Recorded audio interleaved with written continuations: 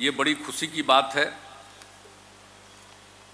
3 साल के बाद आज फिर गांधी मैदान में बिहार दिवस के कार्यक्रम में उपस्थित होने का मौका मिला। ये कार्यक्रम तो हम लोगों का चल रहा है 2010 से ही, जब उसी समय 2009 में ही इस पर चर्चा हुई कि हम लोगों को एक बिहार दिवस के बारे में सोचना चाहिए कि कब बिहार बना। तो इसके बारे में वैसे तो बिहार एक ऐतिहासिक है, सब कुछ है, लेकिन ये देखा गया तो जो भी अंग्रेज़ों के ज़माने में ही जब ये हुआ था, सब लोग बंगाल के हिस्सा में थे, और उसी में जब 2011 में ही नवंबर महीने में ये तय किया गया कि बंगाल से अलग होकर के और एक साथ इसको बिहार और उड़ीसा को एक अलग राज्य बनाया जाएगा। अब इसकी घोषणा तो उस समय हो गई, लेकिन औपचारिक रूप से फिर हुआ कि आखिर किस दिन से हम लोग मानेंगे कि बिहार दिवस होगा। तो वही जब औपचारिक रूप से और कई चीज़ों का पूरे इतिहास का अध्ययन किया गया, और उसी में देखा गया कि भाई जो 22 मार्च 1912 को इसके बारे में औपचारिक घोषणा की गई आधिकारिक कि बिहार एक अलग राज्य होगा, तो उसी को मानते हुए वही 22 मार्च से ही हम लोगों ने सोचा कि शुरू करें, और इसको काम हम लोगों ने शुरू करा दिया 2010 से। और 2010 और 2011 सब यही हुआ, और फिर 2012 में जब 100 साल पूरा हो गया बिहार दिवस का, तो कितने बड़े पैमाने पर और भी कार्यक्रम हुआ। और जब हम लोगों ने बिहार दिवस के रूप में इस चीज़ को शुरू किया कार्यक्रम, तो बड़ी चर्चा हुई। और आज आप देखते हैं कि अब जब बिहार दिवस के अवसर पर, जिसकी शुरुआत हम लोगों ने की है 2010 से, और आप समझ लीजिए कि उसके बाद जो बिहार दिवस के अवसर पर सब तरफ से बधाई होती है। आज पुनः आदरणीय प्रधानमंत्री जी ने भी इसके लिए बधाई दी, आदरणीय राष्ट्रपति ने भी बधाई दी, अनेक लोगों ने, विभिन्न दलों के नेताओं ने बधाई दी, अनेक केंद्रीय मंत्रियों ने, सब लोगों की तरफ से जो बधाई का संदेश आता है। तो आप सोच लीजिए कि जो बिहार दिवस की शुरुआत हम लोगों ने करने का निर्णय लिया, ये कितना औपचारिक था।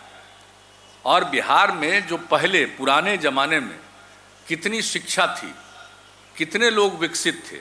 अब बाद में तो स्थिति बहुत खराब हो गई, लेकिन बिहार में जो अनेक चीज़ें हैं जिसके बारे में सब लोग जगह जगह जानते हैं, दुनिया भर के लोग यहाँ पर आते हैं, तो कई तरह की बातें हम लोगों ने इसको करना शुरू कराया।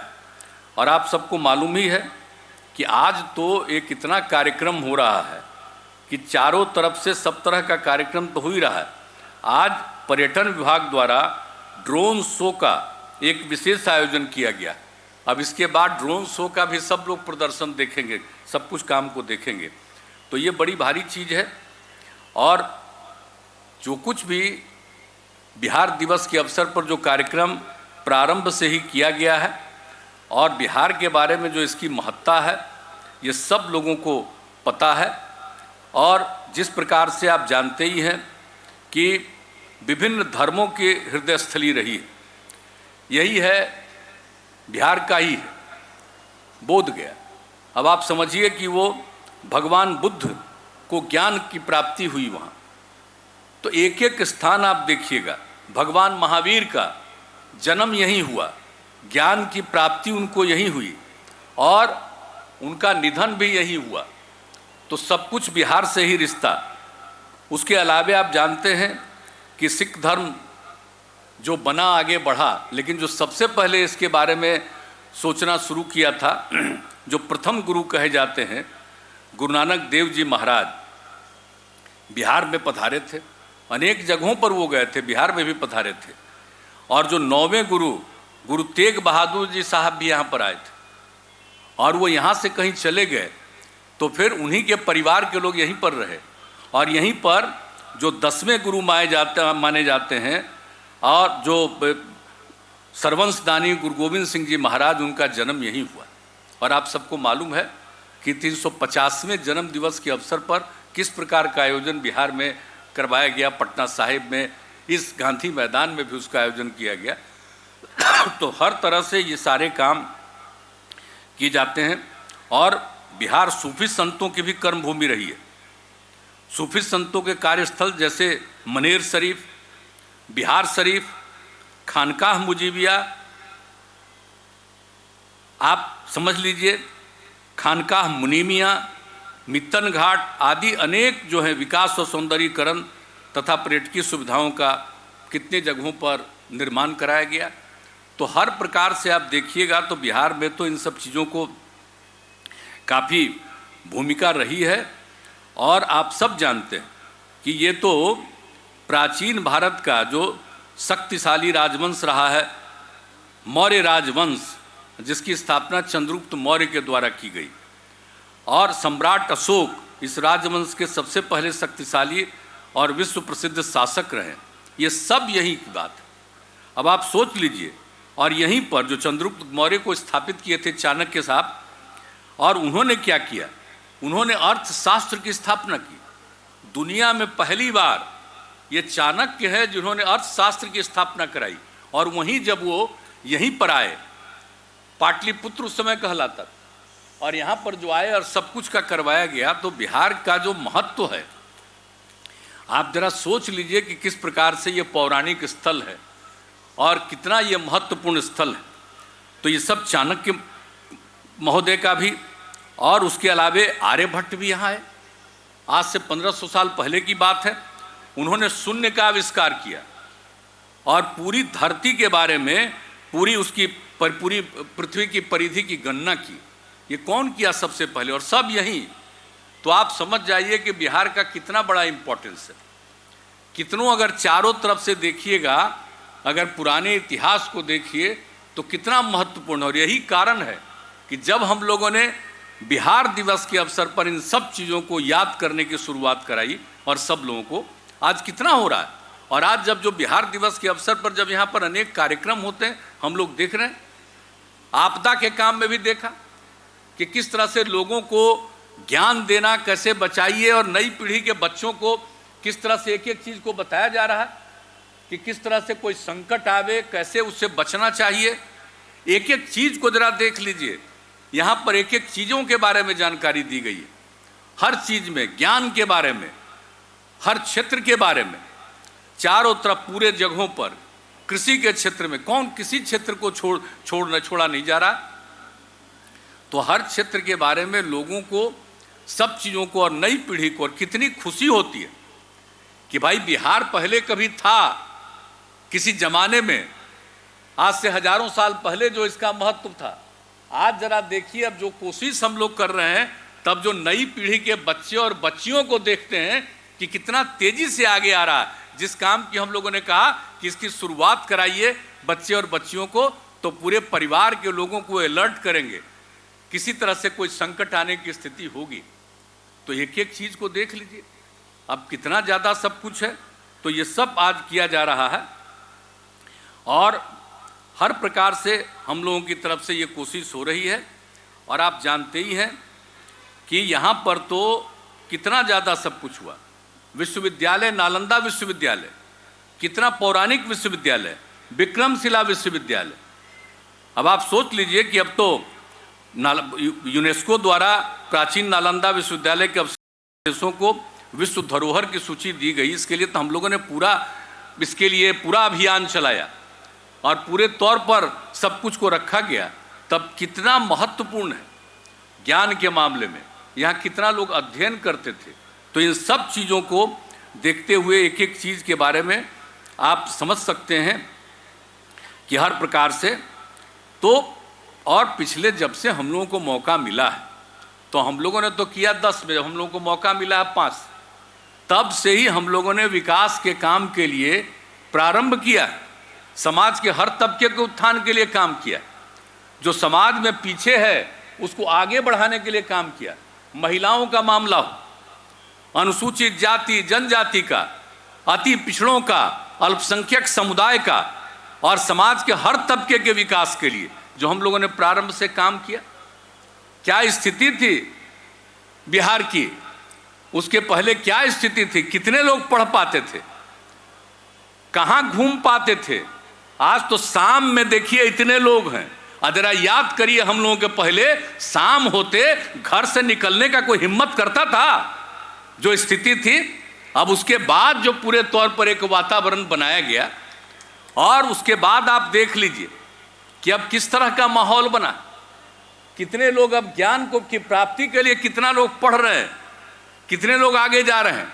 पहले कितने लोग पढ़ पाते थे, लड़कियां कितना पढ़ पाती थी, क्या हालत थी। हम लोगों ने पोशाक योजना, साइकिल योजना सबकी शुरुआत की, क्या खुशी हुई। महिलाओं के उत्थान के लिए, लड़कियों को आगे बढ़ाने के लिए तो काम ही किया। और आप जानते हैं कि बिहार तो धीरे धीरे नीचे चला गया, हम बहुत पीछे हैं अभी, हम बहुत आगे कोशिश कर रहे हैं। लेकिन कुल मिलाकर के अगर आप देखिएगा आबादी के दृष्टिकोण से, तो पूरे देश में जितने राज्य हैं, तो क्षेत्रफल के हिसाब से हम 12वें नंबर पर हैं, लेकिन आबादी के दृष्टिकोण से तीसरे नंबर पर।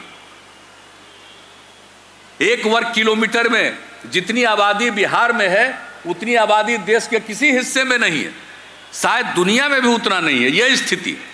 तो हम लोग तो बहुत आगे थे, अब बहुत पीछे चले गए। तो फिर इसको आगे बढ़ाने के लिए जो सब काम किया जा रहा, अब कितना सब कुछ किया जा रहा। प्रजनन दर घट रहा है ना, पहले कितना ज़्यादा प्रजनन दर था। यही देखा गया कि अगर लड़कियां पढ़ेंगी तो प्रजनन दर घटेगा।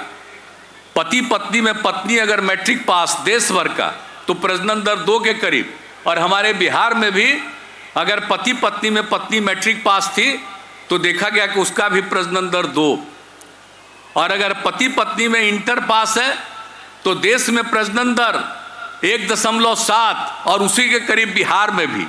तो उसी समय ये लगा कि अगर हम अपनी बच्चियों को खूब आगे पढ़ाएं और कम से कम इंटर तक तो जरूर सबको पढ़ा देंगे, तो प्रजनन दर घटेगा। और आज आपको मालूम है, जब काम करने का हम लोगों को मौका मिला, तो यहाँ प्रजनन दर क्या था, 4.3। अब घटते घटते 3 पर पहुँच गया है, और बहुत जल्दी हम लोग इसको 2 पर ले जाएंगे। तो ये सब काम में लगे हुए हैं, तो हर प्रकार से कोशिश चल रही है। और मुझे आज बहुत प्रसन्नता हुई है, जो हम बच्चे और बच्चियों को देख रहे हैं, जितना ज़्यादा उसको समझ आ रही है, जितना कोई काम कर रहा है, ये खुशी की बात है। हम अभी और आगे बढ़ेंगे, और बहुत तेज़ी से आगे बढ़ेंगे। लेकिन इसके लिए ज़रूरी है भाई कि आपस में प्रेम और भाईचारे का भाव होना चाहिए।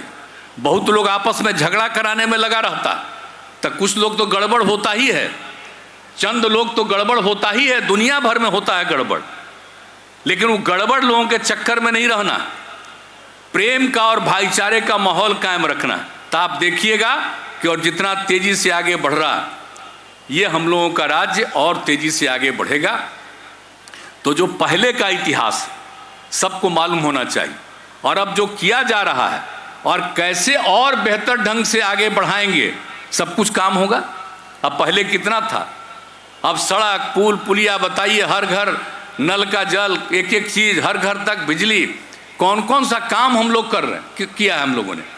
और उसके अलावे और तेज़ी से हम लोग कर रहे हैं कि हर चीज़ जो बनाएंगे, सड़क बनाएं, पुल पुलिया बनाएं, कोई भवन बनाएं, सबको मेंटेन करके रखना है। और उसके लिए सारा काम, और नई टेक्नोलॉजी का ज्ञान सबको दे दिया जाए, उसके लिए भी जो हम लोगों ने पहले जो 7 निश्चय के अंतर्गत काम किया, अब 7 निश्चय 2 के अंतर्गत जो सारा सब कुछ हम लोगों ने तय किया, एक एक तरह से बढ़ाने की कोशिश तो हम लोग कर ही रहे हैं। तो ये सब काम तो होगा ही, लेकिन इन सब चीज़ों के अलावे और भी बहुत आवश्यक है कि हम लोग एक ही चीज़ को पूरे तौर पर देखते रहें। आज के बारे में जैसे कह रहा कि आज का खास थीम है जल जीवन हरियाली अभियान। अब आप सोच रहे हैं ना, अभी तो बता रहे थे माननीय शिक्षा मंत्री जी, इन्होंने तो बता दिया पुराना इतिहास, 2019 की कहानी बता रहे थे। और उसी समय हमने कहा, एक कार्यक्रम में हमको बुलाए हुए थे, नया नया बहाली किए थे, तो उसको बहाली का सर्टिफिकेट दे रहे थे, तो उसमें हमको भी बुलाए हुए थे विधानसभा के अध्यक्ष स्पीकर साहब। तो उसमें हम सब करते रहे, लेकिन उसी समय हमने कहा कि भाई एक जो सबसे ज़रूरी चीज़ है वो ज़रूरी चीज़ है कि लोगों को जागरूक करना बहुत आवश्यक है।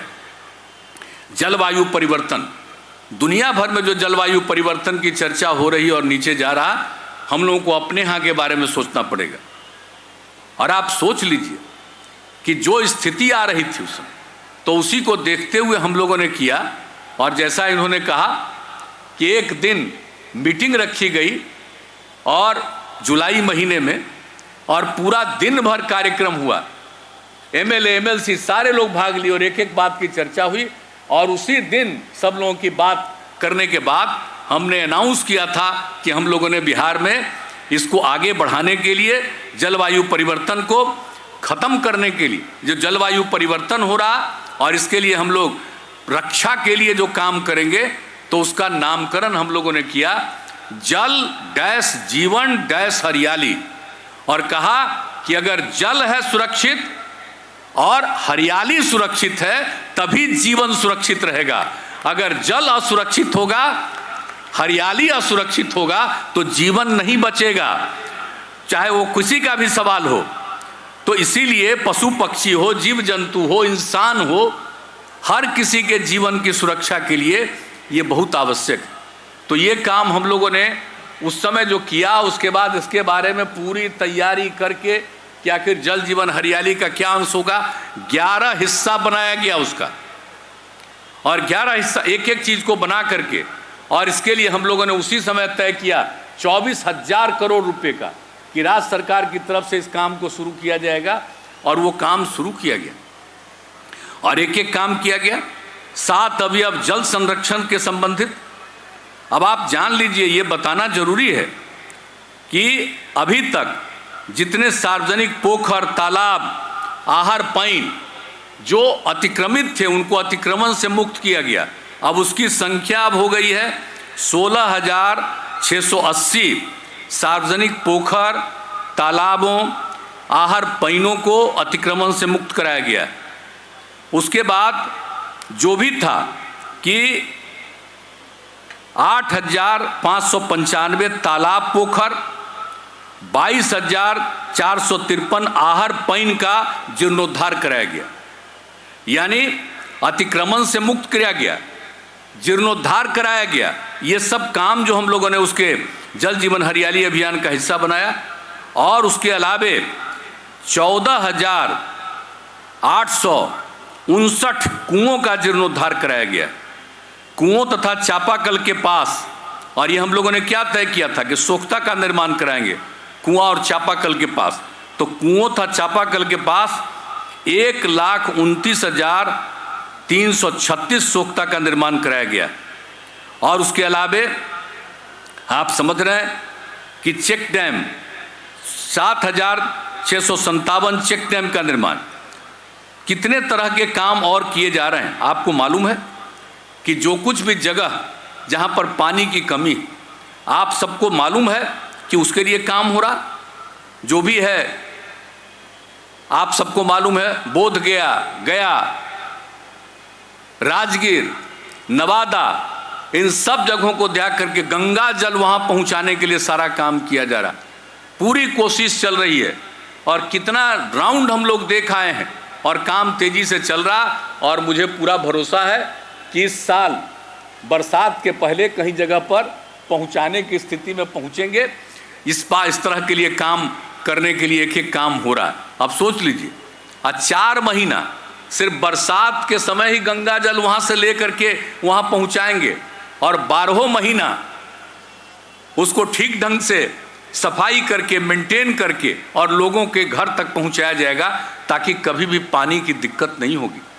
और कितने टूरिस्ट आते हैं दुनिया भर के, कैसी ऐतिहासिक जगह हैं और वहाँ पर ये था। तो इसके लिए भी हम लोगों ने शुरू किया और वह भी हिस्सा है जल जीवन हरियाली अभियान का। और वो भी काम किया जा रहा है, बड़े पैमाने पर काम किया जा रहा है। तो इस तरह से, और आप समझ लीजिए, नए जल स्रोतों का भी निर्माण किया गया है। 20,318 नए जल स्रोत सृजित किए गए। और आप सबको ये बता दें, जितना भी छत पर वर्षा होती है तो उसके लिए वाटर हार्वेस्टिंग स्ट्रक्चर के लिए 13,321 सरकारी भवनों में वाटर हार्वेस्टिंग स्ट्रक्चर का निर्माण कराया गया। और उसके अलावे ये तो पूरा 7 का हिस्सा हुआ। और उसके बाद एक हिस्सा है पौधारोपण, जैसे जल की रक्षा तो उसी तरह समझिए हरियाली। अब पौधारोपण तो हम लोगों ने तो पौधारोपण के लिए बिहार झारखंड एक साथ था। अब कोई चिंता नहीं करता था, झारखंड अलग हो गया, तब देखा गया कि बिहार में क्या स्थिति, कितना बुरा हाल है। तो उसके स्थिति को देखते हुए हम लोगों ने जो इसके लिए पौधारोपण के लिए काम किया कितने बड़े पैमाने पर किया। यहाँ पर जब बिहार से झारखंड अलग हुआ और जो बिहार है उसका जान लीजिए कि हरित आवरण मात्र 9%, आप समझ लीजिए। और उसके बाद जो हम लोगों ने इस पर पूरा विचार किया कि काम करना चाहिए और 2012 से जो काम करवाना शुरू किया, और उस समय जो हम लोगों ने तय किया था कि हम लोग 24 करोड़ पौधारोपण का लक्ष्य रखे। 2018-19 तक 22 करोड़ पौधे लगाए गए। और जब जल जीवन हरियाली अभियान की शुरुआत की उसी का पार्ट इसको बनाया। और 2 आइटम हो चुका है 2 बार। आप समझ लीजिए, एक साल पिछले वर्ष के 1 साल पहले 3 करोड़ 95 लाख पौधारोपण किया गया और पिछली बार 3 करोड़ 89 लाख से अधिक पौधारोपण हो चुका। और जो पहले आपका हरित आवरण 9% था, अब वो बढ़ करके 15% हो चुका है। और 17% का तो कम से कम हमारा लक्ष्य है, क्योंकि भाई देखिए हमारे यहाँ आबादी बहुत ज़्यादा, क्षेत्र सीमित है, इसलिए हम लोग लाख चाहेंगे तो बहुत सीमा के आगे नहीं जाएंगे। लेकिन हम तो चाहते हैं 17% से भी, अभी तो हमारा लक्ष्य है, लेकिन उससे भी आगे और ज़्यादा। और जितना सड़क बनाते हैं उसके अगल बगल में पेड़, और जितने सब जगहों पर वृक्षारोपण सब जगह से करके हरियाली का वातावरण। और ज़रा पहले का देखिए बिहार का हाल, और अभी ज़रा कहीं कहीं घूमिए और सही मायने में आपको दिखाई पड़ेगा पुराने ज़माने की स्थिति से लेकर के अब तक। जब बिहार झारखंड एक था, किसी को कोई सोचता ही नहीं था, क्योंकि झारखंड में तो बहुत था उस इलाके में। लेकिन जब उसके बाद जब हम लोगों को लगा कि अब ये सब कुछ करना है, जो हम लोगों ने कराना शुरू किया, और वृक्षारोपण कितने बड़े पैमाने पर 12 से तो हम लोगों ने विशेष तौर पर हरियाली मिशन की शुरुआत कराई थी। तो ये सब करते हुए अब हम लोगों ने इतना दूर किया है। तो ये भी काम समझ लीजिए, ये जल जीवन हरियाली अभियान का हिस्सा है पौधारोपण। और उसके बाद एक हिस्सा है हम लोगों का कृषि के क्षेत्र में, तो हम लोग काम कर ही रहे हैं। 2008 से कृषि रोड मैप, तीसरा कृषि रोड मैप चल रहा है। कितना कृषि की तरक्की हुई है, कितना बढ़ा है कृषि के क्षेत्र में बिहार। लेकिन उसके साथ साथ हम लोगों ने कहा कि भाई मौसम के अनुकूल कृषि होनी चाहिए। जिस इलाके में जो चीज़ उपयुक्त हो, और उसी पर कितना अध्ययन अब चल रहा। अब पूरे हर जिले में हम लोगों ने भी इसका इंतजाम कराया है, और हर जगह पूरा चीज़ करा के और लोगों को इसकी ट्रेनिंग दी जा रही। तो ये भी जल जीवन हरियाली अभियान का हिस्सा है, मौसम के अनुकूल। और दूसरा चीज़ तो हम लोग कहते हैं कि जो पुआल को जलाने वाला है फसल, ये जो एक जो है पुआल का, तो उसका तो फसल अवशेष प्रबंधन। अब उसका जिस तरह से लोग जला रहे हैं, मैं तो विनम्रता पूर्वक आग्रह करूंगा सबसे, पूरे बिहार वासियों को, कि अब धीरे धीरे जैसे फसल बढ़ रहा है, तो इसका मतलब नहीं उसको जलाने वाला काम ठीक नहीं है। वो जो हम लोग चाहते हैं जल जीवन हरियाली अभियान के अंतर्गत पूरे माहौल को ठीक करना, अगर उसको जलाते जाइएगा, आई कहाँ से बाहर का आदमी आ करके और उल्टा पुल्टा लोगों को समझा देता है, गलत बात कह देता है। अब उसके लिए तो पूरा का पूरा विभाग पूरे तौर पर काम कर रहा, पूरे तौर पर एक एक जगहों पर जा करके ये कोशिश कर रहा, सबको समझाने की कोशिश कर रहा। तो ये बात तो समझना पड़ेगा, और कृषि विभाग इसके लिए पूरा लगा हुआ, लोगों को बताना कि ये बहुत ज़रूरी है। मौसम के अनुकूल कृषि का एक दूसरा हिस्सा है फसल अवशेष प्रबंधन का।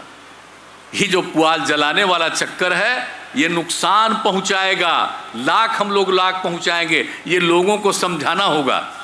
जैसे एक तरफ हम लोग लाभ दे रहे हैं और दूसरी तरफ कोई ना कोई आदमी गड़बड़ तरह का आदमी, और वो इस राज्य का नहीं है, वो दूसरे राज्य का आ जाता है, इधर से उधर कुछ करता रहता है।